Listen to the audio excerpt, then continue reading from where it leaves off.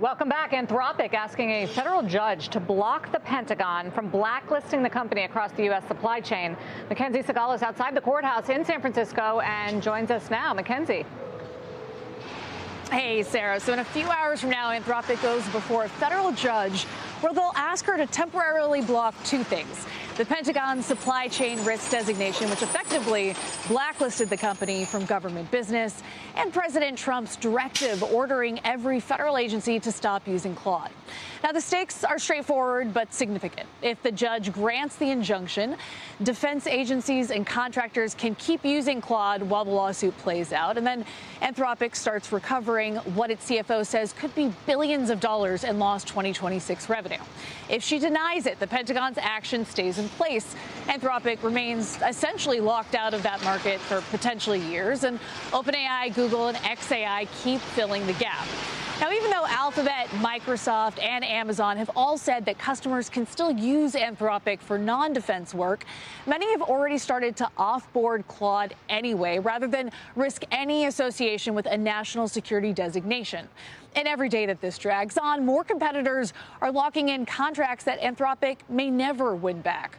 Also, keep in mind, this case reaches far beyond Anthropic. The Pentagon used a supply chain risk designation typically associated with foreign adversaries. And if that stands in court, it creates a really powerful precedent. Any administration could then use national security authorities to shut a domestic tech company out of government business over a contract fight. And that has every major cloud and AI vendor watching closely today.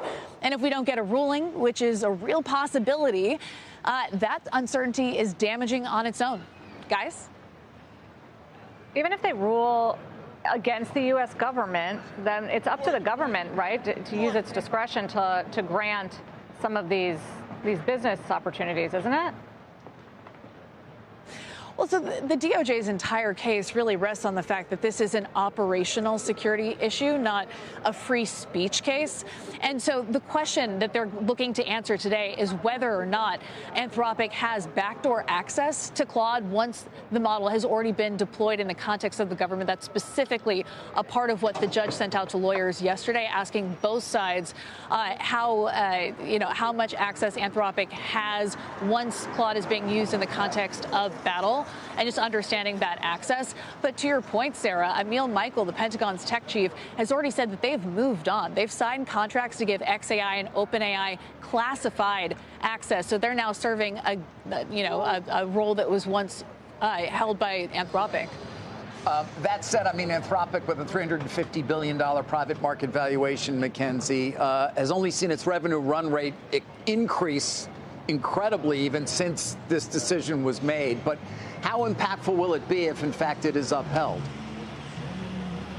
So it was just last month that Dario said at the TMT conference that their run rate for the year is $19 billion, $6 billion of that coming in just in February. But the entire team, starting with CFO Krishna Rao, has warned that they are facing a headwind of hundreds of millions of dollars. He put it in the ballpark of billions of dollars in terms of lost contracts related to the Department of Defense, but also ancillary contracts that they might lose, whether it is related to a government agency or just a company looking to offboard Claude to avoid any sort of risk of association, something that's already starting to happen with firms out here in Silicon Valley.